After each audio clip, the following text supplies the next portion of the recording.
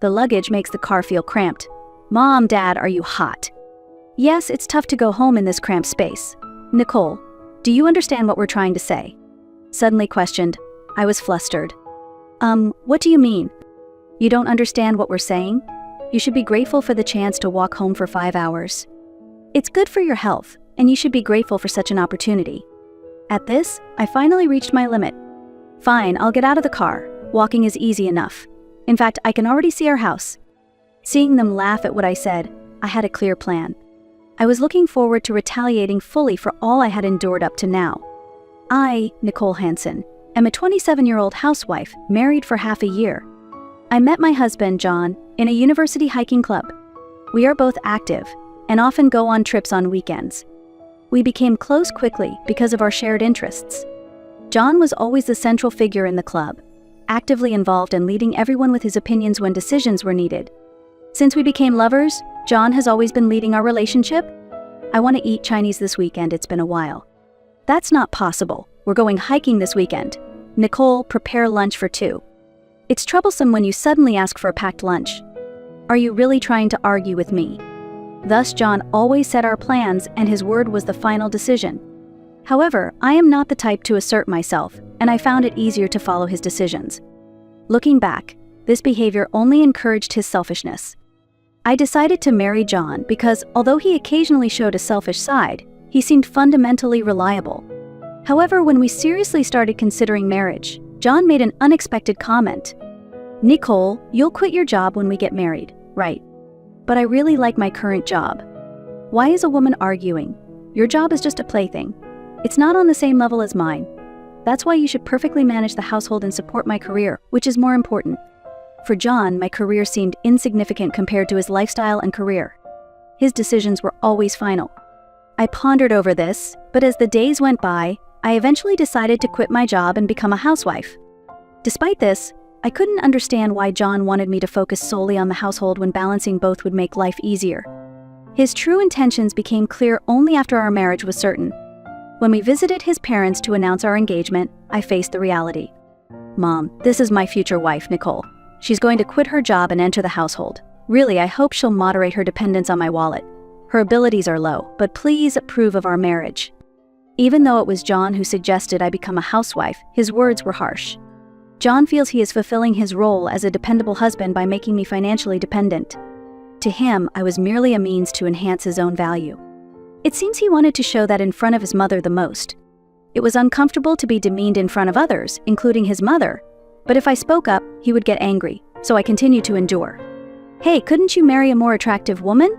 Nicole is modest and plain-looking, and since she doesn't work, it seems she has no special skills. It's like supporting a child with the appearance of an adult. You're really kind to marry such a woman. His mother seemed very pleased with this situation. For her, John appeared as a strong and reliable man who protected me. John frequently accused me of being a spendthrift and openly boasted of his dignity as the head of the family. Despite this, I, who had fallen in love, tolerated his behavior. I thought it was my duty to take care of John. The more burdensome it became, the stronger my dedication to him seemed. Eventually, John even became negligent about putting his clothes in the laundry basket. Originally, he grew up in his parents' house and didn't even understand the basic skills of household chores. Without me, he couldn't even prepare a single dish by himself. Surprisingly, John was proud of this situation, and it seemed natural to him that I handled everything. He felt that earning outside made him the most important, and I should follow his lead. He misunderstood that everything would go his way, and even when traffic was congested, he blamed me. Man, I can't even tell if we're driving or standing. Why did you choose such a traffic-heavy route? I'm sorry, I should have checked more thoroughly. Before I realized it, I had developed a habit of apologizing even for things that weren't my responsibility. 6 months into our marriage, summer arrived, and the increasing heat gradually became unbearable. Nicole, let's go to a cool place for our next break. I've already booked it. John suddenly declared, and I was surprised. Reservation. What about my schedule? I asked. Don't argue. A housewife like you doesn't have plans, he said. Thus, the travel plans were easily decided, and when I saw the credit card bill at the end of the month, it was significantly higher than usual. John, this month's bill is unusual. Is there a mistake? Should I contact the card company? I asked. What? No, it's correct. Because it's for 6 people, he replied. At his answer, I became even more puzzled. 6 people, why? Obviously, the summer retreat includes my parents and sisters. It can't just be us having fun. It's nice to use one's money for filial piety. No, I wouldn't want to think you're such a terrible person who skimps on family expenses. Since you don't usually do anything, let's make it meaningful this time, he said. While filial piety was admirable, I was upset about the card being used without consultation, and I couldn't stand being made to feel indebted. Why did you decide such an important thing on your own? I questioned. You're bad at thinking, so I'm planning everything. Is there something wrong with my choices? If so, present your arguments and try to refute my opinion, John insisted, not yielding as he justified his actions. It was unavoidable to use the dowry my parents gave me at the time of marriage to settle the payments. My peace of mind was lost, and John's tyranny was intensifying. It seemed natural to him that he could use everything I owned, both my possessions and my time. John constantly belittled me, and I could neither complain nor seek advice. During this time, the day of our trip to the summer retreat arrived. Our family provided a large car, and we headed to the destination with 6 adults. This was my 3rd encounter with my in-laws. I hadn't noticed before at formal occasions, but it seemed that my mother-in-law habitually took care of all my father-in-law's daily needs. He wouldn't even open a bottle of water himself, relying entirely on her, and he never expressed gratitude. My sister-in-law seemed a bit irritated by such behavior, but her husband actively participated in household chores and was always concerned about whether she was tired. It's remarkable that such men exist. While I felt uncomfortable with how my mother-in-law delighted in caregiving, it seemed to be the norm for John's family. I sometimes wondered vaguely if I would end up the same way. My mother-in-law, who holds somewhat conservative views, seems to want to conveniently use me as her daughter-in-law. Contrary to her devoted actions towards my father-in-law, she was strict with me. "Nicole, how about that restaurant for dinner?" my mother-in-law suggested, and I nodded. "Yes, I think that would be good." Then, as if she had expected it, she said, "Then you should make the reservation." "You want me to make the reservation?" I was surprised. "Of course you really don't notice anything, do you? It's typical for the new daughter-in-law to handle household matters. You should rather be the one to say, 'I'll make the reservation.'" For her, a daughter-in-law was someone who should fulfill all her demands, a means to carry out her desires. Watching how she doted on my father-in-law, she probably expected the same from me. Indeed, caring for my in-laws has also been added to my responsibilities, making it even more burdensome. Like John, the silent pressure was intense, and I was not allowed to object. The only support I had was from my sister-in-law, Anna, who was older than John and managed her tasks very efficiently. This was our first real conversation, but even during group activities, her ideas were logical and insightful, highlighting her intelligence. Anna intervened whenever my mother-in-law tried to force me to work. She knew how unpleasant it was to be imposed upon by a mother-in-law because she had experienced it elsewhere. John said nothing to his mother, seemingly enjoying his time at the summer retreat. "This cool breeze is really pleasant. It might be nice to live in a place like this in the future," John remarked, and my mother-in-law took a deep breath of the fresh air and agreed with him. Truly, it would be ideal to spend our retirement like this. However, this area seems expensive. It's an unreachable dream for us, she spoke with genuine regret. Taking advantage of the trip, my mother-in-law actively moved around, visiting tourist spots and souvenir shops. During this time, John's geographical knowledge was greatly helpful. Despite it supposedly being his first visit to the area, he walked with confidence, as if he already knew the land well, heading towards the places he wanted to visit. For his parents, John remained their adorable son, and they happily complied with the self-centered itinerary he planned without a single complaint. "John, have you been to this area before?" I asked. "No, this is my first time here," John answered. "You seem to know more than expected, even the busy times of restaurants." "Yes, well?" John's response was evasive. In reality, John was well acquainted with the area, having apparently done quite a bit of research beforehand. Perhaps he was putting his heart into making this trip enjoyable for everyone. Lost in thought, I was interrupted by my mother-in-law's voice. "This is heavy, Nicole, help me please." It appeared that my mother-in-law had done a lot of shopping, and her hands were full of heavy bags. "Did you buy this much?" "Unlike you, I have many acquaintances. There are many people who need souvenirs. Since I'm carrying so much, it's natural for a daughter-in-law to help. I don't understand why you can't see that. Probably because your parents didn't educate you properly." Being blamed for my parents' supposed lack of education was unsettling. However, my mother-in-law often said such things. Behind her words was the pride that she had raised John well. Her attitude irked me, and I managed to suppress the urge to argue back. Silently following my mother-in-law's directions, Anna frowned at her words. "How can you say such awful things, Mom? Nicole, I'm sorry. I'll carry it with you. Think of it as taking care of the elderly." "The elderly? Why would you say that to your parents?" "I can't clear my mind unless I say it. If it's frustrating, please be independent and don't rely on us." The stress of needing to attend to not only John but also my in-laws was palpable, but with Anna's support and the novelty of the new surroundings, I was reminded of my past romance. John's leadership was reassuring in such situations. By the time we were ready to return home, the car was packed with souvenirs and memorabilia, most of which my mother-in-law had chosen. She didn't just buy souvenirs, she bought everyday items in bulk, claiming, "This place is cheap." The luggage made the car feel cramped. "Dad, Mom, are you hot?" "Yes, it's tough to go home in this cramped space." "Nicole, do you understand what we're trying to say?" Suddenly questioned, I was flustered. What do you mean?" "You don't understand what we're saying? You should walk home for 5 hours." "What? Walking home is impossible." "Our home is located in a place where you can't return without using the highway from where we are. Walking home would be a joke." Though we could normally send the luggage by courier, they hesitated because they were reluctant to pay the shipping costs. Using a courier service is a luxury, isn't it? It negates the purpose of coming by car. Compared to that, making you walk is free. It's good for your health, and you should be grateful for such a chance. Normally, I was told not to argue back, but this time I reflexively objected.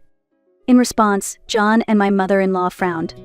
"What do you think is more important, your body or all these souvenirs?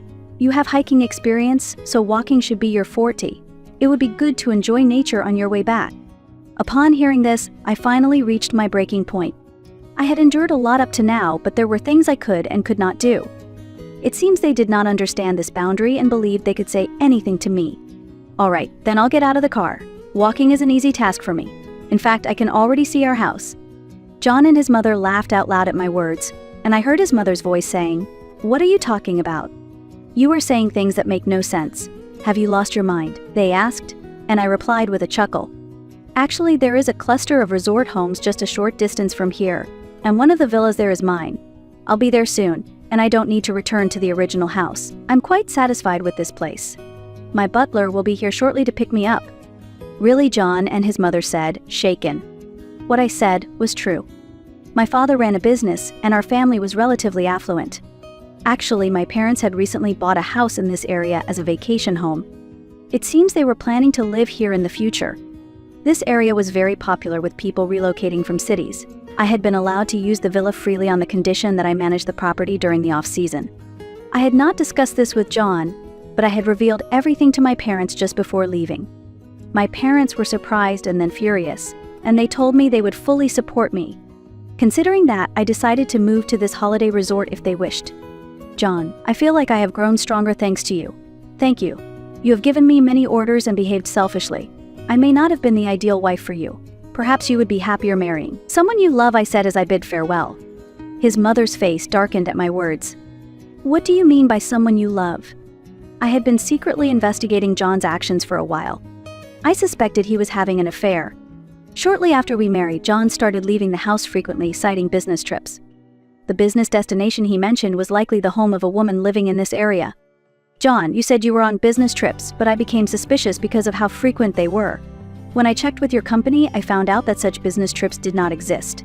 In reality, you were meeting a woman living in this area under the guise of work. Recently, I found a receipt from a store in this area in your pocket. Her name seems to be Maggie, and she's from the same school as us, isn't she?" John could not hide his surprise and seemed flustered. He must have thought he was managing things well. His plans were too naive. Perhaps he thought his actions were not transparent to me. I have always handled all the household chores and was fully aware of every detail of my husband's activities. "You knew about that too. How did I not notice you were aware?" It was Anna who couldn't bear the situation any longer. She felt it was unforgivable and strongly reproached John. "John, what is this all about? Infidelity is not acceptable," she said. Even his mother, who usually defended John, changed her expression this time and looked at him sternly. John seems to have been meeting her during his personal time. They went shopping and enjoyed tea together in the neighborhood. Here are the photos as proof. I used my precious free time to secretly follow John through the crowds. If my suspicions were correct, He would surely leave some clues. His mother also saw the photos I took with my smartphone, and her doubts turned into certainty. "John, explain what's going on." Pressed by Anna's intense anger, John finally had no choice but to confess. Trying to maintain his composure, he began to speak. "All right, I'll be honest. Just before our marriage, I found out via social media that a former classmate lives in this area. She had moved here for a job, and she's someone I was secretly attracted to during my student days. As we started reminiscing about the past, we became closer and closer." He paused for a moment. Everyone held their breath to hear what he would say next. But what he said next was unexpected. "However, we are not in a romantic relationship yet. We're just at a delicate stage close to that boundary. It's precisely because it's such a crucial time that I've been coming here frequently on my own. I've decided in my heart to start a new life here with her as my girlfriend in the future," he explained. His affair had just begun. John was not just playing around, he was seriously trying to win Maggie. Hearing this, my discomfort only grew because his seriousness was clear. Moreover, he had been meeting Maggie even before our marriage. What were those days with me then? His parents were also stunned for a while after hearing his story. "What are you talking about? What was the marriage with Nicole all about?" "I made a mistake in my judgment. If I had met them in a different order, I would have married Maggie. My relationship with Nicole deepened by chance, leading to marriage. I comfort myself thinking I was just unlucky," John said. So, our marriage was not what he truly wanted. He had been intentionally harsh to me since getting married, hoping I would initiate a divorce. Understanding this, I realized why John had increasingly behaved selfishly after getting married. All his actions were immature attempts to realize his own romantic feelings. It seems he never really considered my feelings from the start. I cannot easily accept being treated with such disdain. Now, I feel nothing for John. Even if his relationship with Maggie was superficial, the fact that he lied and met another woman was true. His selfishness towards me was beyond acceptable limits. I handed him the divorce papers I had prepared in advance. They were ready to be submitted as soon as he signed. "John, sign this. You won't regret divorcing, will you?" "Yeah, that might be good. It'll clear things up for me, and I can date Maggie freely." John signed the papers quickly, as if it suited him just fine. Watching this, I secretly rejoiced. I carefully placed the documents in my bag and then told him, "Actually, John, I found Maggie's posts on social media and contacted her. When I told her we were married, she was quite shocked. Maggie was also a close friend of mine. I reached out to her, worried that she might be stealing my husband, but it turned out she already had another lover and was not interested in John." As if to prove it, Maggie openly disclosed that John had been visiting her under the pretense of meeting. It seemed she felt no guilt about this fact. "She's getting married this fall, you know. You might have been thrilled to meet someone you admired from the past, but for Maggie, you were just a friend. It's rather comical that you divorced for another woman, only for your love not to be reciprocated." John's face visibly became pale so that even those around us could see. "What? Are you lying to deceive me? How low can you be? No matter how much you criticize me, the facts won't change. It seems Maggie hasn't officially announced her marriage yet, but she has shared that information with me alone."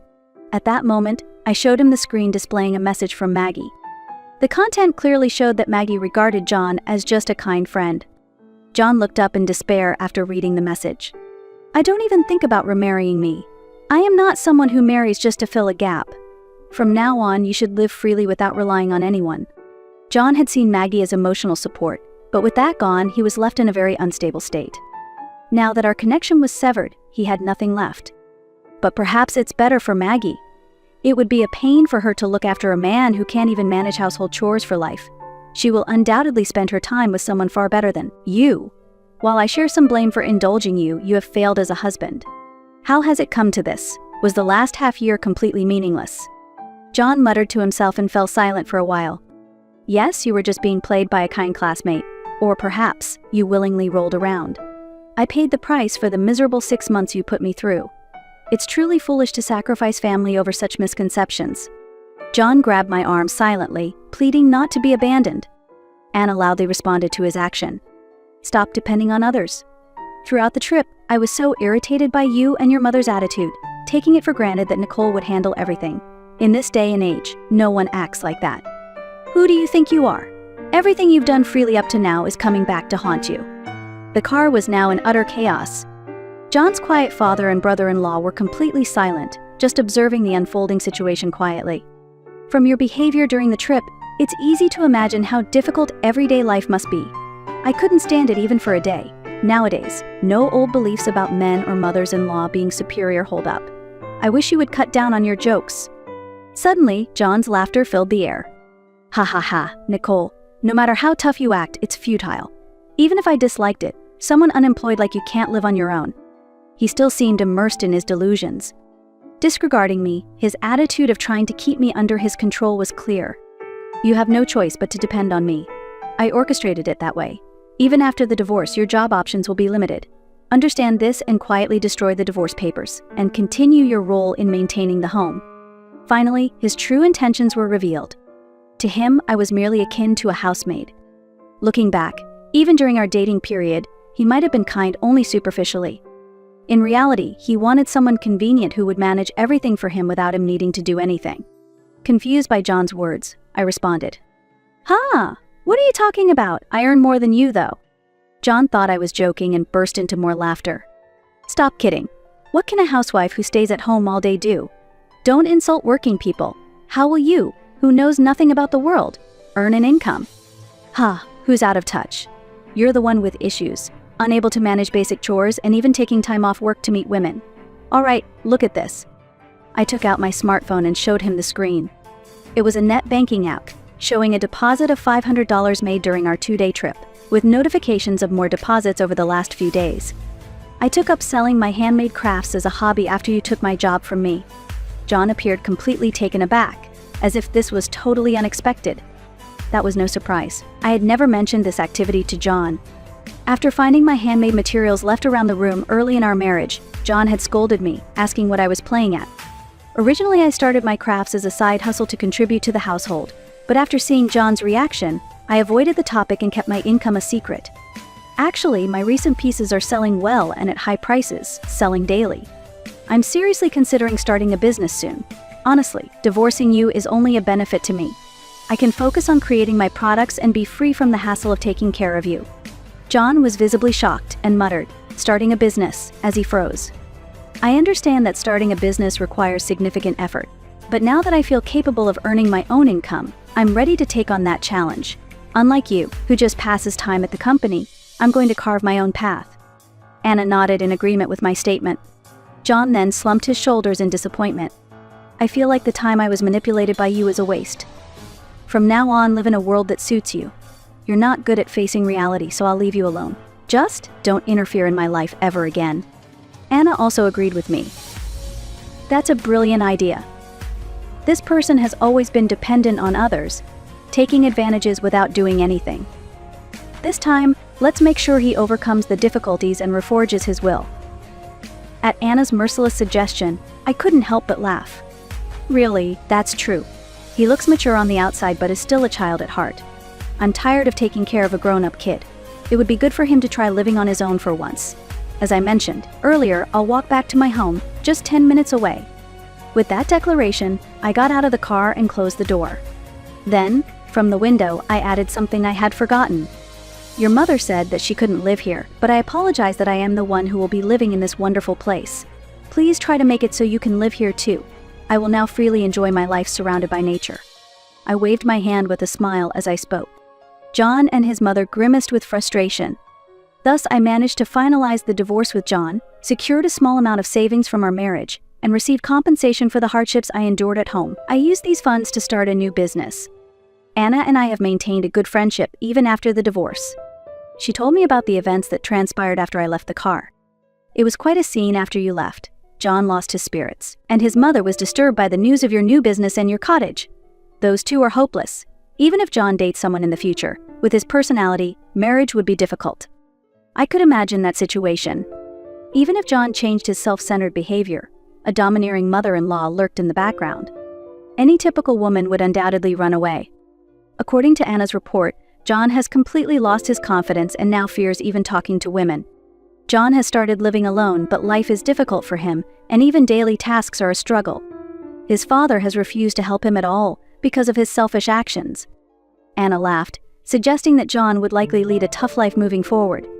She herself has become estranged from her mother, which has significantly reduced her stress.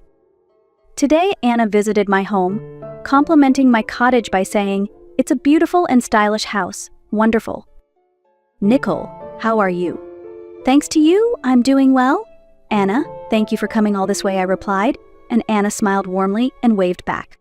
It's okay. Coming here is a nice change of pace for me, and the climate is pleasant too. I was looking forward to getting along with you. It's like having a new sister, Anna said, and her warmth brought comfort to my heart. After recent hardships, there seems to be a strange bond forming between Anna and me. Freed from strange family ties, the two of us are building a supportive relationship. Hey, Anna, please take this, I said, offering her a piece of jewelry I had crafted with her in mind. Anna accepted it and expressed her joy wholeheartedly. This is wonderful. Did you make this, Nicole? You really have talent. I want to wear it right away, she said, and put on the jewelry immediately. Seeing her happiness, I too was greatly pleased. This is how we were able to build a relationship almost like real sisters. Although my marriage to John didn't go as planned, meeting a wonderful woman like Anna was not in vain. From now on, in a tranquil residential area, I intend to actively enjoy life.